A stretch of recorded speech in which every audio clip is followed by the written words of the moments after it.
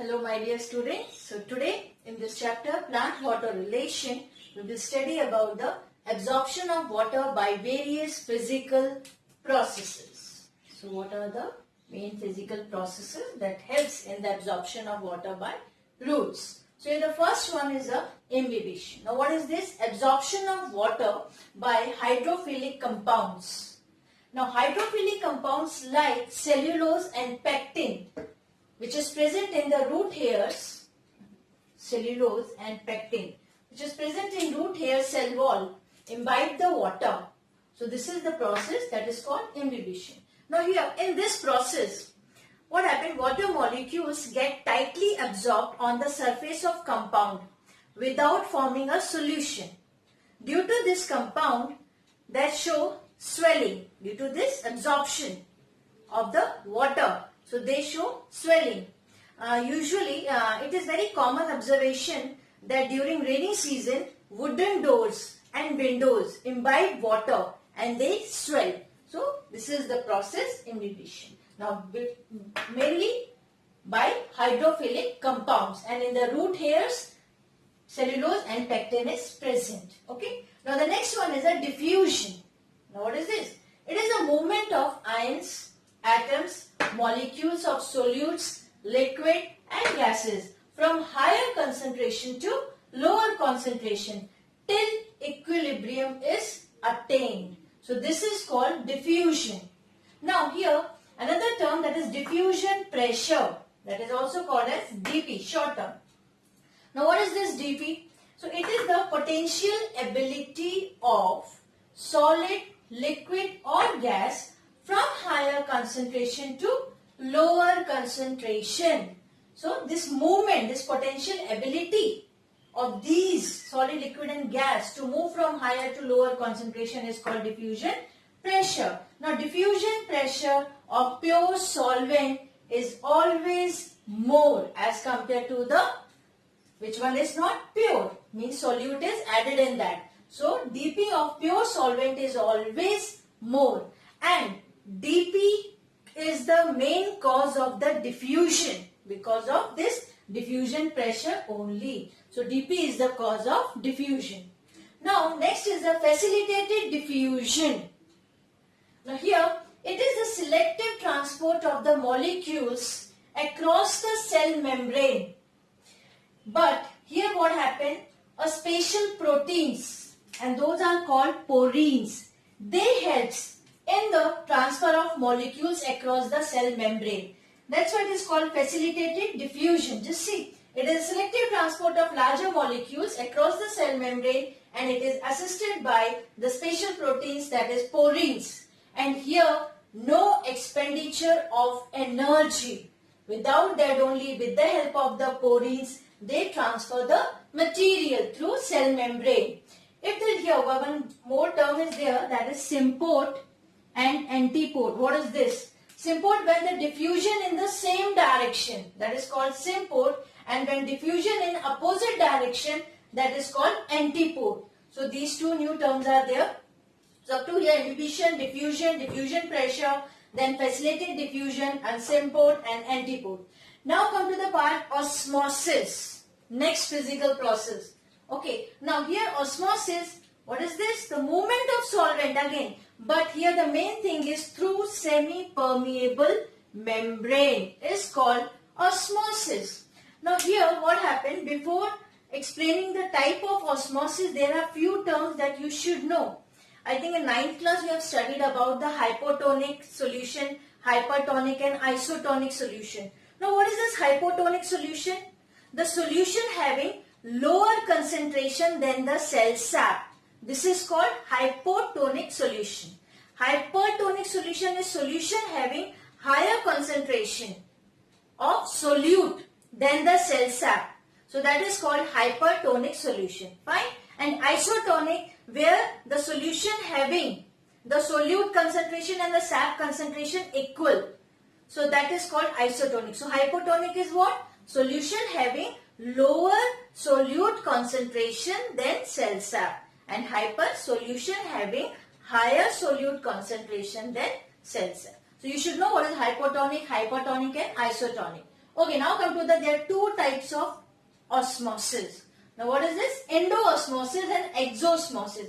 As the name indicates, endo-osmosis means the movement will come, movement of the solvent that will come towards the cell, and exo-osmosis that will move out. So one by one we will go. Now endo-osmosis, here the entry of water molecules into a plant cell kept in a hypotonic solution. Fine. So endo-osmosis, when the cell kept in the hypotonic solution, then what happened? Entry of water molecules into the cell, and as a result of this, cell become turgid. So when the cell kept in the hypotonic, then endo-osmosis will take place and the cell become turgid. Now exo-osmosis, here the loss of water molecule from a plant cell when it is kept in the hypertonic solution. Fine. Hypertonic solutions, as a result of that, cell will become flaccid because it will lose water. So that will become flaccid. But here it will gain water, so that become turgid. So this is all about the endo-osmosis and exo-osmosis. Now there are two more terms are there, plasmolysis and deplasmolysis. Now what is this plasmolysis? So when external solution is highly concentrated, then exo-osmosis takes place, and because of this exo-osmosis that will move out, fine. So results in the shrinkage of the protoplasm, and when the protoplasm shrink, such cell which having the shrunken protoplasm is called plasmolyzed cell, and this phenomena is called plasmolysis. Fine. So external solution, higher concentration, exo-osmosis will take place, protoplasm will shrink, and that process is called plasmolysis. Now what is deplasmolysis? When the plasmolyzed cell is placed in hypotonic solution, then what happened? It reabsorbed the water by endo-osmosis and then again resume its original shape. This is called deplasmolysis. Fine. So here exo-osmosis will take place. Here endo-osmosis will take place. Fine. Here the cell will shrink. Okay. Now here what happened? The protoplasm will shrink. Or now here what will happen? Again the cell will regain its original shape. So this is all about the plasmolysis and deplasmolysis. Okay. Now come to the osmotic pressure or OP. Now what is this? So here osmotic pressure, actually it is directly proportional to the number of solute molecules in a given solvent. So that will give the osmotic pressure. Now here I will tell you, osmotic pressure of a solution is always equal to a pressure needed to prevent the passage of pure water into it through semi-permeable membrane. What I said?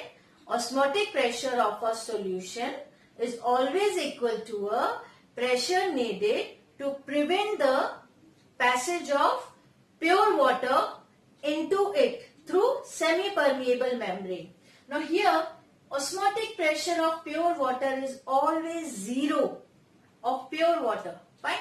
Now if more solute is added, then naturally osmotic pressure will also increase, because osmotic pressure is directly proportional to the number of solute molecules present in the solvent. That's why. So if we increase the solute, osmotic pressure will also increase. Okay. Now the next term is the Turgor pressure, TP. Now what is this? So this is a hydrostatic pressure which develops inside the plant cell due to endo-osmosis. So when the movement is toward the cell. So plant cell, due to endo-osmosis, the cell wall is rigid. Hence it develops equal and opposite pressure on the cell content. Okay, pressure on the cell content.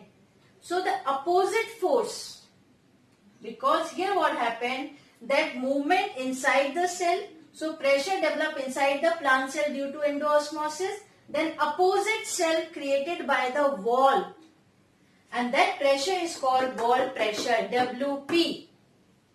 Okay. Now if turgid cell means when the absorption is completed, the water movement is completed. So at that stage when the cell is turgid, TP is equal to WP. Turgor pressure is equal to wall pressure. So you got the point. What is wall pressure? What is Turgor pressure? Okay, once again, please listen. Turgor pressure, hydrostatic pressure which develops inside the plant cell due to endoosmosis. Endoosmosis in the cell, the movement is toward the cell. Okay. Now the cell wall is rigid. Fine. Hence it develops equal and opposite pressure on the cell content. From here that moving, and from here also the pressure will be there. Fine. So this is called wall pressure.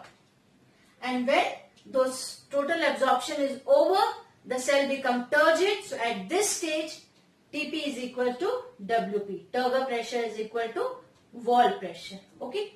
So here we have studied osmosis, then endoosmosis, exoosmosis, plasmolysis, deplasmolysis, osmotic pressure, Turgor pressure. Now one last term is there, that is diffusion pressure defect, D.P.D. Now what is this? Here the difference between the diffusion pressure of pure water and solution.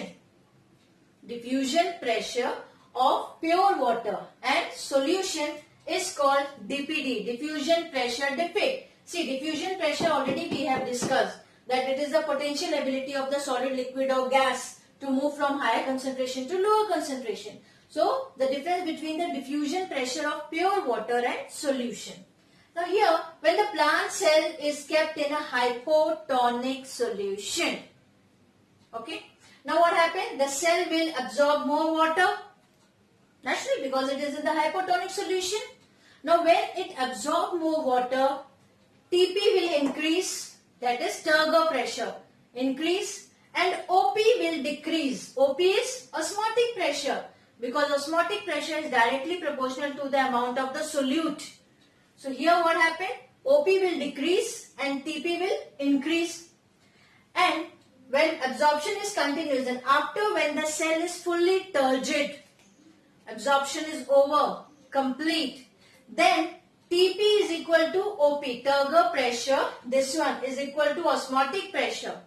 Okay, at this point when the cell is totally turgid, absorption is complete at this stage, and diffusion pressure defect will be 0, is equal to 0. So at last stage, TP is equal to OP and DPD will be 0. Now here what happened? When DPD is 0, in other words we can say, then the entry of water will stop. Naturally, absorption is over, the cell becomes turgid, this becomes 0. So when this condition is there, that is diffusion pressure defect is 0, means the water movement, entry of water will stop. That will not absorb more water.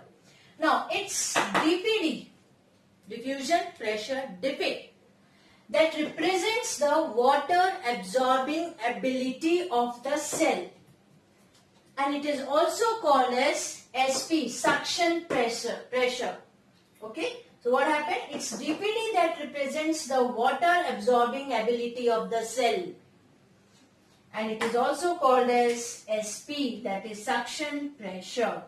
So this one is the last topic. Under that, the physical processes which are involved in the absorption, diffusion pressure defect. Fine. So what are the topics we have studied? Imbibition, diffusion, under diffusion, diffusion pressure, facilitated diffusion, then osmosis, exoosmosis, endoosmosis, plasmolysis, deplasmolysis, then osmotic pressure, Turgor pressure, even about the wall pressure, and the last one is the diffusion pressure defect. So they are all very important. At least you should know the definition and the terms hypertonic solution, hypotonic solution. What are they? You should know. These are the basic things. In 9th class they have introduced this one, but here a little bit the detail. So please go through this. Thank you.